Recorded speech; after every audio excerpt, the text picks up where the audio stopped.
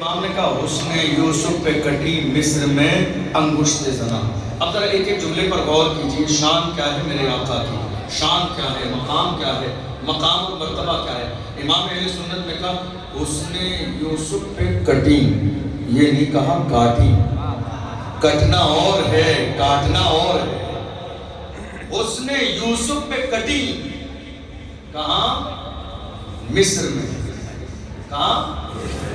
پوری دنیا میں نہیں، ہر شہر میں نہیں، ہر ملک میں نہیں، ہر علاقے میں نہیں، ایک ملک خاص کر دیا مصر میں۔ کیا کہا؟ حسن یوسف پہ کٹی، کاٹی نہیں، دھوکے سے کٹ گئی۔ کاٹنا الگ ہے، کٹ جانا الگ ہے۔ کہاں؟ مصر میں۔ ایک جگہ خاص کر دی، ایک ملک مصر میں۔ کیا؟ انگشت زنا، انگلیاں کس کی؟ عورتوں کی۔ یعنی یوسف کا حسن دیکھا، یوسف کا حسن دیکھا، ہاتھ میں پھل تھے، چھری چلا دی، حسن نے یوسف میں اتنی مگن ہو گئی کہ انگلیاں کٹ گئیں اور خیال نہیں آیا۔ تو میرے امام نے اسی کی ترجمانی کی، حسن یوسف پہ کٹی، پاسٹ ہے، ایک بار۔ کتنی بار؟ کٹی ایک بار، کٹی ایک بار، پاس پہ۔ حسن یوسف پہ کٹی۔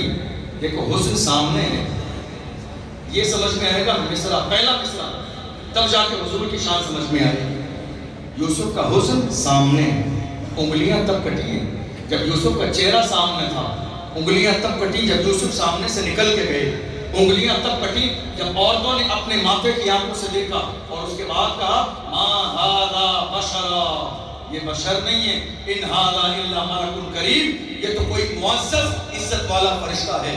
مطلب یہ ہوا عورتوں کے سامنے یوسف کا چہرہ ہے، انگلیاں کٹی، چہرہ دیکھا ہے، جمال سامنے ہے، حسن سامنے ہے، ذات سامنے ہے، سب کچھ سامنے ہے۔ تب میرے امام نے کہا حسن یوسف پہ کٹی مصر میں انگشت زنا، عورتوں کی انگلیاں، لیکن پھر بات یار کی آئی تو کہا سر کٹاتے ہیں۔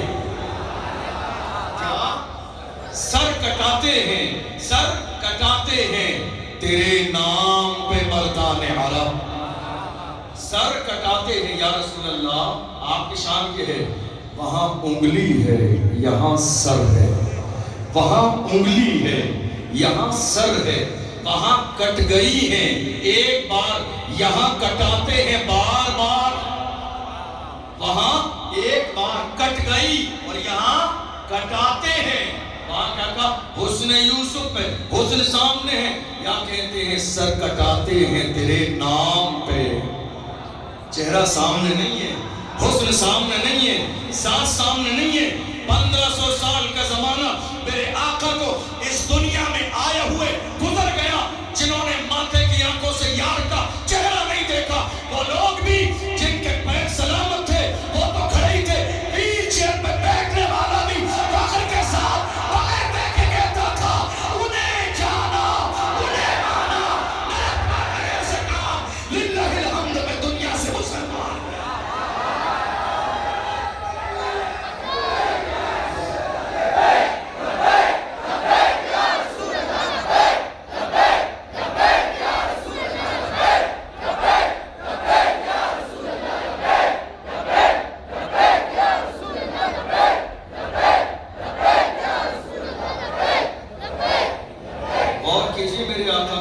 حسن یوسف پہ کٹی، بات سمجھ آئی نا؟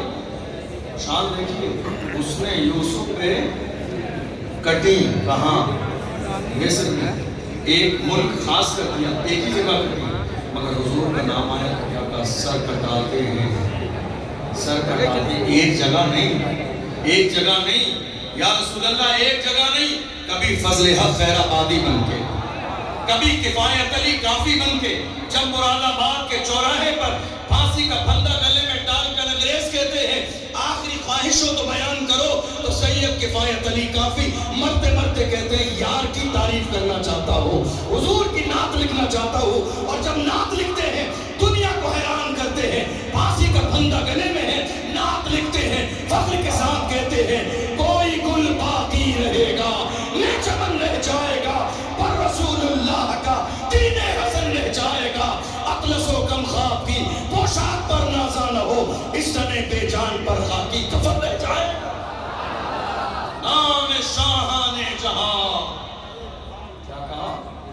اس زمانے میں کہا نام شاہان جہاں، جو موجودہ دور کے حاکم ہیں، بادشاہ ہیں، سید کفایت علی کافی نے ان کے لیے کہا تھا اشارہ کر کے، نام شاہان جہاں مٹ جائیں گے لیکن یہاں۔ اور ہم آج کے زمانے میں جو میرے آقا کی شان میں گستاخی کر رہے ہیں، ان کی طرف نسبت کرتے ہوئے کہہ سکتے ہیں نام شاہان جہاں مٹ جائیں گے لیکن یہاں، حشر تک نام و نشان پنجتن رہ جائے گا، جو پڑھے گا صاحب لولا کے اوپر درود، آگ سے محفوظ اس کا تن بدن رہ جائے گا۔ عشق والوں کا انداز الگ ہوتا ہے۔ اللہ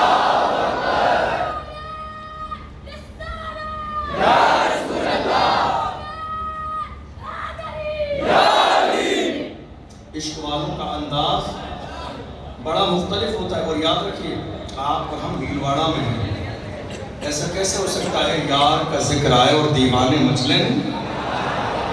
ایسا کیسے ہو سکتا ہے حضور کا ذکر آ جائے اور ہمارے چہروں پہ خوشی نہ ہو؟ ایسا کیسے ہو سکتا ہے یار کا تذکرہ ہو اور ہمارا دل خوش نہ ہو جائے؟ ایسا کیسے ہو سکتا ہے؟ غلاموں کا تو حال یہ ہے، غلام دنیا میں کہیں بھی رہتے ہیں، وہی ہاتھ باندھ کے گنبد خضرا کی طرف کہتے ہیں تجھے کیا بتاؤں میں راستہ، تیرے سامنے میرا حال ہے، تجھے کیا بتاؤں میں راستہ، تیرے سامنے میرا حال ہے، تیری ایک نگاہ کی بات ہے، تیری ایک نگاہ کی بات ہے، تیری ایک نگاہ کی بات ہے، میری زندگی کا سوال ہے۔ عشق والے الگ ہوتے ہیں، عشق والوں کی بولی الگ ہوتی ہے۔ کیا صرف ہم نے رسول اللہ سے عشق کیا؟ نہیں، ہم تو بہت بات کے لوگ ہیں، ہم نے تو ویسا عشق کیا ہی نہیں جیسا عشق کرنے کا حق تھا۔ اصل عشق کرنے والے تو صحابہ تھے۔ کون؟ اصل عشق کرنے والے، اور انہوں نے ایسا عشق کیا کہ آج ہم بخاری شریف لے کر ان کے عشق کی داستانیں سن رہے ہیں۔ بخاری میں کیا ہے؟ بخاری میں کیا ہے؟ صحابہ نے حضور سے کیسا عشق کیا اس کی داستان ہے۔ کیا ہے بخاری میں؟ صحابہ نے عشق کیسا کیا۔ اور یاد رکھنا زندہ وہی ہیں جو عشق والے ہیں، قبروں پہ انہی کے پھول چڑھ رہے ہیں جو عشق والے ہیں، انہی کی قبروں پہ چادریں چڑھتی ہیں جو عشق والے ہیں، بڑے وہی بنے جنہوں نے رسول اللہ کی غلامی کی، عزت کا تاج انہی کے ساتھ سر میں رکھا گیا جنہوں نے رسول اللہ کے دامن سے اپنے آپ کو وابستہ کیا تھا۔ آپ عزت کر رہے ہیں، پورے راجستھان پورے ہندوستان میں اشرف گیلانی کا نام لیا جاتا ہے، کیا حیثیت ہے، کیا اوقات ہے؟ کوئی حیثیت نہیں ہے، کوئی اوقات نہیں ہے، یہ نام محمد کا صدقہ ہے، یہ نام محمد کی برکت ہے۔ ہم اسی لیے آج جب اپنی طرف دیکھتے ہیں تو اپنا گریبان جھانک کے کہتے ہیں یا رسول اللہ یہ ناز یہ انداز ہمارے نہیں ہوتے، جھولی میں اگر ٹکڑے تمہارے نہیں ہوتے، ملتی نہ اگر بھی حضور آپ کے در سے، اس گھاٹ سے منتوں کے گزارے نہیں ہوتے، بے دام ہی بک جائیے بازار نبی میں، اس شان کے سودے میں خسارے نہیں ہوتے، جب تک کہ مدینے سے اشارے نہیں ہوتے، روشن کبھی قسمت کے ستارے نہیں ہو۔ عشق والے لوگ الگ ہوتے ہیں، عشق والے لوگوں کی شان اور ان کی بولی اور ان کا انداز الگ ہوتا ہے۔ صحابہ کتنی محبت کرتے تھے، صحابہ نے کتنی محبت کی اللہ کے رسول صلی اللہ علیہ وسلم۔ بلکہ میں بتاؤں ایک جانثار ہے حضرت عبداللہ بن زید انصاری، حضور کے صحابی، مدینہ شریف کے قریب ایک گاؤں میں رہتے ہیں، بخاری کی حدیث ہے، مدینہ شریف کے قریب ایک گاؤں میں رہتے ہیں۔ کبھی کبھی جب آتے ہیں شہر تو وہ پہلے رسول اللہ سے ملاقات کرتے ہیں۔ اچھا ذرا آپ اگر آپ توجہ ہے بھائی، جاگ رہے ہیں آپ سب جاگ رہے ہیں؟ جب وہ لوگ آتے تھے انداز کیا ہوتا تھا؟ لوگ یعنی ظہر کی نماز ہمارے ٹائم کے اعتبار سے 4 گھنٹے بعد نہیں، لیکن لوگ آ کے حضور کی چوکھٹ میں 4 گھنٹے پہلے بیٹھ جاتے تھے۔ کوئی کہتا ابھی دن میں 9 بجے بیٹھے ہو، ظہر کا وقت ابھی 3-4 گھنٹے کا بیٹھا اس لیے ہوں کہ مجھے حضور کا چہرہ نظر آ جائے، میں بیٹھا اس لیے ہوں کہ یار کا جلوہ نظر آ جائے۔ حضرت ابو بکر صدیق ان صحابہ اکرام میں ہیں، کون؟ ابو بکر صدیق، اور اس میں کوئی شک و شبہ کی گنجائش نہیں، ہمارا عقیدہ یہ ہے علی کا 4تھا نمبر ہے، ابو بکر کا 1 نمبر ہے، اہل سنت کا، اس میں کوئی گھبرانے والی اور ادھر ادھر گھبرانے والی بات نہیں ہے۔ حضرت ابو بکر صدیق رضی اللہ تعالیٰ عنہ کی شان، سب سے پہلے صبح میں رسول اللہ کی بارگاہ میں آتے اور سب سے آخر میں حضور کی بارگاہ سے اپنے گھر جاتے ہیں۔ مطلب کیا ہے کہ حضور سے دوری زندگی کی جتنی کم ہو اتنا بہتر ہے۔ اب حال کیا ہوتا ہے، رات کو جاتے ہیں، سب چلے جاتے ہیں، پھر اللہ کے محبوب صلی اللہ علیہ وسلم کے حجرے مبارکہ کے سامنے چھوڑ کر اجازت لے کر حضرت ابو بکر صدیق رضی اللہ تعالیٰ عنہ اپنے گھر جاتے ہیں۔ تھوڑی دیر بستر پہ لیٹتے اور تھوڑی دیر کے بعد دل کرتا ابو بکر یہ زندگی بھی کیا زندگی ہے جو حضور سے دور گزرے۔ بستر پہ کروٹ بدلتے، ادھر ادھر کروٹ بدلتے اور اس کے بعد پھر جا کے حضور کے دروازے پہ بیٹھ جاتے۔ رات کے اندھیرے میں کسی نے کہا ابو بکر کیا بات ہے، سونے کا ٹائم ہے، تھوڑی دیر پہلے تم رسول اللہ کو ان کے دروازے پر چھوڑ کر گئے ہو، فجر میں بہت لمبا وقت باقی ہے، آرام کر لو، جا کے سو جاؤ۔ کہتے ہیں ہاں گیا تو تھا آرام کرنے کے لیے، پر اس دل کا کیا کروں جو یار کے قدموں کے بغیر کہیں لگتا ہی نہیں ہے۔ اس دل کا کیا کروں جو یار کی چوکٹ کے بغیر کہیں لگتا ہی نہیں ہے۔ اس دل کا کیا کروں جو دل مجھے ہر لمحے بے چین کرتا ہے کہ زندگی وہی ہے جو یار کے طلبوں کے سامنے آتے اور حضور کی چوکھٹ پہ بیٹھ جاتے۔ لوگ کہتے بیٹھ کے کیا کرو گے، محبت کیسی ہوتی ہے، محبوب اور محب کا رشتہ کیسا ہوتا ہے۔ کوئی کہتا رات بھر بیٹھو کیا کرو گے، فرماتے تھے میں اس انتظار میں ہوں رات میں شاید میرے آقا کو کوئی ضرورت پڑے تو میرے آقا کو یہ سوچنا نہ پڑے ایک لمحے کے لیے کہ یہ کام اس وقت کوئی نہیں ہے، کون کرے گا۔ حضور خیال فرمائیں کہ یہ ہونا چاہیے غلام حاضر ہو اور سب سے پہلے آتے۔ سب سے پہلے کیوں آتے؟ سب سے پہلے کیوں آتے؟ اس لیے نہیں کہ صف میں جگہ مل جائے، حالانکہ نیت تو یہ بھی اچھی ہے، جلدی مسجد میں آنے کے لیے نیت یہ بھی اچھی ہے کہ صف میں جگہ، پہلی صف میں جگہ مل جائے، مگر جہاں چہرے رسول سامنے ہو صف دیکھتا کون ہے؟ جہاں چہرے رسول سامنے ہو وہاں پہلی صف میں جانے کا ارادہ کون کرتا ہے؟ ابو بکر صدیق رضی اللہ تعالیٰ عنہ۔ حال یہ تھا سب سے پہلے آتے تھے اور نیت ہوتی تھی ابو بکر دن کی شروعات حضور کا چہرہ دیکھ کے ہو۔ دن کی شروعات ابو بکر سونے کے بعد اٹھنے کے بعد دن میں جو پہلی چیز دیکھنا وہ مصطفیٰ کا چہرہ دیکھنا۔ آپ کیا سمجھ رہے ہیں حضور کا چہرہ کیسا تھا؟ حضور کا چہرہ کیسا تھا؟ جب پوچھا گیا نا عمر فاروق اعظم سے ایک موقع پر، کتابوں میں لکھا ہے ویسے قرنی نے بھی پوچھا تھا جب چبہ لے کر گئے تھے کہ رسول اللہ کیسے تھے، تو لوگ آپس میں سوچ رہے تھے کہ بتائیں تو بتائیں کیسا، بتائیں تو بتائیں کیسا، کیسا بتائیں حضور کیسے تھے۔ ہم کیا کہتے ہیں یہ موبائل فون ہے، ہم کہیں گے یہ موبائل فون فلاں موبائل فون کی طرح ہے، یہ ٹیشو باکس فلاں باکس کی طرح ہے، یہ ٹیبل فلاں کی ٹیبل کی طرح ہے، یہ سنگ مرمر فلاں کی طرح ہے۔ حضور کو تشبیہ کس سے دیں؟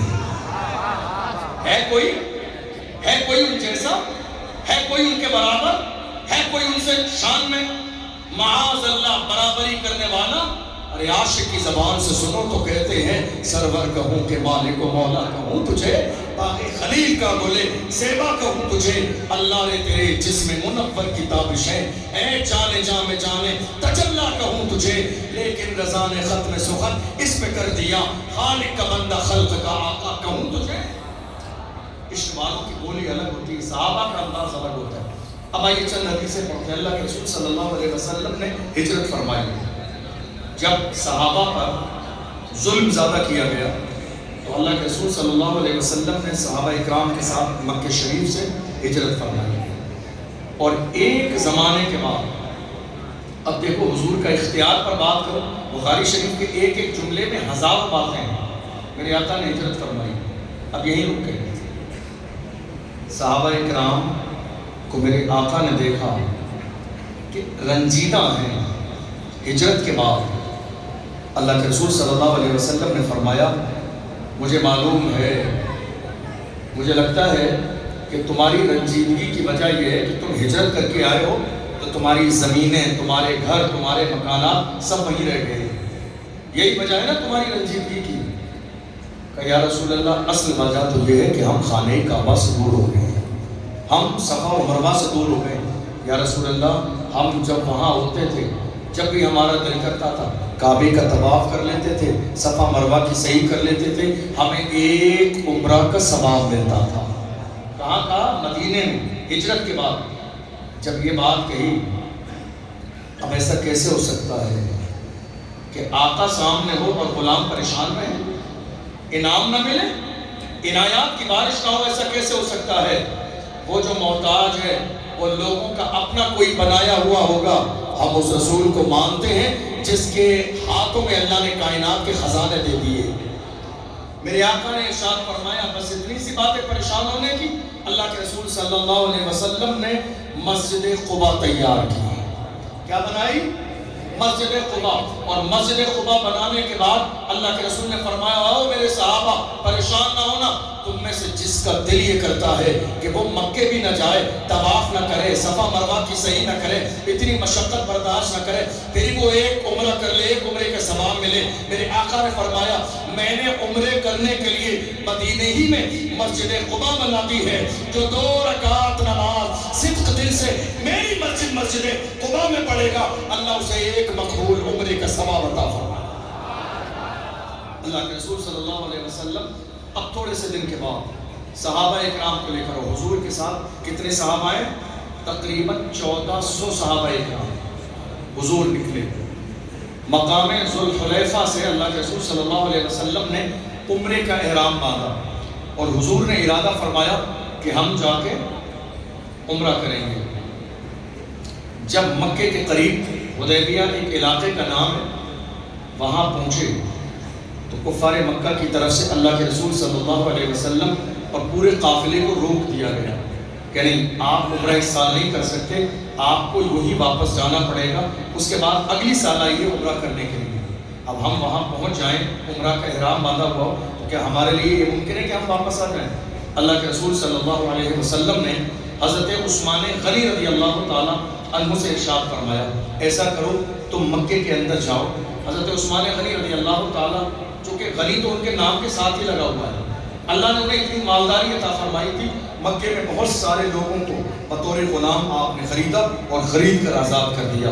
آپ نے بہت سارے لوگوں پر احسانات کیے تھے، اس لیے اللہ کے رسول نے فرمایا، عثمان تم جاؤ اور لوگوں سے بات کر کے آؤ اور انہیں بتا دینا 1400 لوگ آئے ہیں لیکن کوئی تلوار لے کر نہیں آیا ہے، کوئی نیزے بھالے لے کر نہیں آیا ہے، کوئی لڑنے کے نیت سے نہیں آیا ہے، دیکھ لو ہم احرام باندھ کے صرف عمرہ کے لیے آئے ہیں، ہمیں عمرہ کرنے کی اجازت دی جائے۔ حضرت عثمان غنی رضی اللہ تعالیٰ عنہ تشریف لے گئے اور جتنے وقت میں انہیں واپس آنا چاہیے تھا اتنے وقت میں واپس نہیں آئے۔ کسی نے یہ خبر اڑا دی کہ حضرت عثمان غنی رضی اللہ تعالیٰ عنہ کو کفار مکہ نے قتل کر دیا، شہید کر دیا۔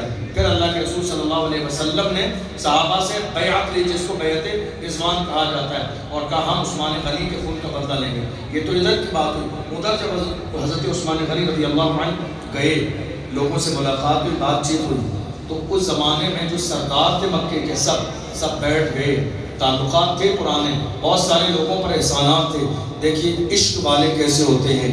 عثمان غنی رضی اللہ تعالیٰ عنہ سے مکے والوں نے کہا، عثمان ہمارا تم سے کوئی لڑائی جھگڑا فساد نہیں ہے، تم مکے میں آئی گئے ہو، جاؤ دیکھو سامنے خانہ کعبہ ہے، تم آ گئے ہو، احرام کی حالت میں ہو، ہماری طرف سے تمہیں اجازت ہے، جاؤ کعبے کا طواف کر لو، صفا اور مروہ کی صحیح کر لو، اس کے بعد چلے جانا، محمد کو آنے نہیں دیں گے۔ عثمان غنی نے کہا تھا، تم نے سوچا بھی کیسے محمد کو چھوڑ کے کعبہ دیکھوں گا؟ تم نے یہ سوچا بھی کیسے ہے کہ میں اپنے آقا کو چھوڑ دوں گا اور کعبے کا طواف کر لوں گا؟ میرے جسم میں جب تک جان باقی ہے میں اس وقت تک کعبے کی طرف نہ جاؤں گا جب تک کہ مصطفیٰ جان رحمت کعبے کا طواف نہ کریں۔ اس لیے کہ دنیا یہ سمجھ رہی ہے یہ کعبہ ہے، یہ کعبہ ہے، مگر ایک بڑے سوال کا جواب میرے امام نے یہ کہہ کے دیا، حاجیوں آؤ شہنشاہ کا روزہ دیکھو، کعبہ تو دیکھ چکے، کعبے کا کعبہ دیکھو۔ حضرت عثمان غنی رضی اللہ تعالیٰ عنہ نے انکار کر دیا کہ نہیں، رسول اللہ کو چھوڑ کر۔ آپ ذرا غور کیجیے، مکے میں ہے، کعبہ سامنے ہے، عمرے کا احرام پہنے، کوئی چیز روکنے والی نہیں، عثمان کو پرمیشن مل گئی، لیکن عشق والے کیا ہوتے ہیں کہ نہیں، ہم جیتے ہی حضور کے لیے، اپنے لیے نہیں۔ اپنی ذات کے لیے نہیں، اپنے نام کے لیے نہیں، اپنی خوشی کے لیے نہیں، میں کعبے کا طواف کر لوں اور میرے محبوب کعبے کے طواف سے محروم رہیں؟ نہیں، اے کعبہ تو عظمتوں والا تو ہے، لیکن مجھے یہ بھی یاد ہے تجھے عظمت دینے والی ذات محمد رسول اللہ کی، تیرے اندر سے بت نکالنے والی ذات محمد رسول اللہ کی ہے، تو عظمتوں والا ہے، لیکن مصطفیٰ جان رحمت کے وسیلے سے اللہ نے تجھے عظمت عطا فرمائی۔ حضرت عثمان غنی رضی اللہ تعالیٰ عنہ آگے، پھر آخر میں یہ ہوا کہ صلح کے معاملات پیدا ہوئے کہ بھئی دونوں لوگ بیٹھ جائیں، تو مکے والوں نے کہا ہماری طرف سے ایک شخص جائے جو محمد کے ساتھ بیٹھ کر گفتگو کرے، بات چیت ہو جائے، اور جب بات چیت ہو جائے گی سارے معاملات طے کر لیے جائیں گے، تو پھر یہ ہے کہ جو اختلاف ہونے والا ہے یا کوئی خون ریزی ہونے والی ہے وہ رک جائے گی۔ ان لوگوں نے جو ان کے درمیان جس شخص کو بولنے پر مہارت تھی، اس کا نام تھا عروہ ابن مسعود ثقفی، اس شخص کو بھیجا اور کہا جاؤ محمد اور ان کے ساتھیوں کے ساتھ بیٹھ کر معاہدہ کر لینا، ساری بات طے کر لینا۔ معاہدہ کیا ہے؟ اس سال آپ کو واپس جانا پڑے گا، عمرے کی حالت میں جو آپ آئے تھے احرام پہن کر، آپ کو عمرہ نہیں کرنے دیا جائے گا۔ بہت ساری شرطیں تھیں، اور شرطیں بالکل ظلم والی تھیں، لیکن اللہ کے رسول صلی اللہ علیہ وسلم نے مان لی۔ صحابہ اکرام کو، بہت سارے لوگوں کو سمجھ میں نہیں آ رہا تھا کہ ہم اتنے سارے لوگ ہیں، اللہ کے رسول ان کی ہر بات کیوں مان رہے ہیں، حالانکہ بظاہر ظلم ہو رہا ہے، لیکن اللہ کے رسول فرما رہے تھے صحابہ جو میں جانتا ہوں وہ تم نہیں جانتے ہو، جو میری نظر دیکھ رہی ہے وہ تمہاری نظر نہیں دیکھ رہی ہے۔ تو وہ شخص آیا، اس نے ساری گفتگو کی، ساری باتیں کی اللہ کے رسول سے۔ اب جب اس نے ساری باتیں کر لی تو امپورٹنٹ چیز تھی، اس حدیث ہے تو وہ 2 صفحے کی حدیث، جو امپورٹنٹ حصہ ہے، چونکہ آپ جانتے ہو عشق والے تو صرف عشق والی بات دیکھتے ہیں۔ وہ آیا، وہ بیٹھا، بات چیت کی ساری ہو گئی، لیکن جو اہم بات تھی اس میں کیا ہے؟ اب اس حدیث کو آپ سن لیجیے، بسم اللہ الرحمن الرحیم۔ ثم ان عروة جعل يربط اصحاب النبي صلى الله عليه وسلم بعينيه قال فوالله ما تنخم رسول الله صلى الله عليه وسلم نخافة إلا وقعت في كف رجل منهم فدلك بها وجهه وجلده۔ جب عروہ ابن مسعود ثقفی آیا رسول اللہ سے معاہدہ کرنے کے لیے صلح حدیبیہ کے موقع پر، تو وہ صحابہ اکرام کی تمام نقل و حرکت کو غور سے دیکھ رہا تھا۔ یعنی ہم جب کسی نئی جگہ جاتے ہیں، نئی سچویشن دیکھتے ہیں، نیا ماحول، نیا علاقہ، تو وہاں کی ایک ایک چیز کو توجہ سے نوٹ کرتے ہیں۔ وہ شخص آیا اور توجہ سے ساری چیزیں نوٹ کر رہا تھا۔ اس نے نوٹ کیا کیا؟ اس نے دیکھا۔ اس نے دیکھنے کے بعد جب وہ شخص واپس گیا، پھر اس نے یہ سارے جو ہے کفار مکہ بیٹھے تھے، اس نے جا کے اداس سنائی۔ اس نے کیا کہا؟ اس نے کیا دیکھا؟ اس نے کہا فواللہ ما تنخما، اللہ کی قسم، رب کی قسم کھا کے کہتا ہوں۔ اس نے کہا میں اپنے مالک، میں جس مالک کو مانتا ہوں اس کی قسم کھا کے کہتا ہوں، ما تنخم رسول اللہ صلی اللہ علیہ وسلم نخامتا الا وقعت فی کف رجل منہم۔ اس نے کہا میں نے اپنے ماتھے کی آنکھوں سے دیکھا حدیبیہ کے میدان میں کہ محمد جب تھوکتے ہیں، کھکار نکالتے ہیں، ان کے منہ سے بلغم نکلتا ہے، جب وہ تھوکتے ہیں وہ تھوک بھی زمین پر نہیں گرتا ہے، صحابہ دوڑ کر اپنے ہاتھوں میں لے لیتے ہیں۔ تھوک شریف، محبت کرنے والے، ہے دنیا میں کوئی تاجدار ایسا؟ ہے دنیا میں کوئی تاجدار ایسا کہ اس کے ماننے والے جو سیلری پر رکھے جاتے ہوں، جن کو تنخواہیں دی جاتی ہوں، جنہیں انعام دیے جاتے ہوں، وہ اپنے ہاتھ کا تھوک اپنے ہاتھ پر لے لیں؟ ہے کائنات میں کوئی؟ لیکن یہ کس کی بولی ہے؟ اپنے کی نہیں، یہ بیگانوں کی بولی ہے کہ میں نے دیکھا جب محمد تھوکتے ہیں تو ان کا تھوک کبھی زمین پر نہیں گرتا ہے، بلکہ فی کف رجل منہم، جو ان کے ساتھ لوگ ہیں ان کی ہتھیلیوں پر گرتا ہے۔ اب ہتھیلیوں پر جو تھوک حضور کا گرتا ہے، کرتے کیا ہیں؟ فرمایا، امام بخاری نے اس حدیث کو نقل کیا، فرماتے ہیں فَدَلَكَ بِهَا وَجْهَهُ وَجِلْدَهُ، وہ اس دھوپ کو لے کے پہلے اپنے چہروں پہ ملتے ہیں، پھر اپنے جسموں پہ ملتے ہیں، اور جو مل لیتا ہے اللہ اسے تمام بیماریوں سے شفا عطا فرماتا ہے۔ رسول اللہ کا تھوک شریف کیا ہے؟ رسول اللہ کا تھوک شریف، بلغم میرے رسول کا، اللہ کے رسول صلی اللہ علیہ وسلم کی شان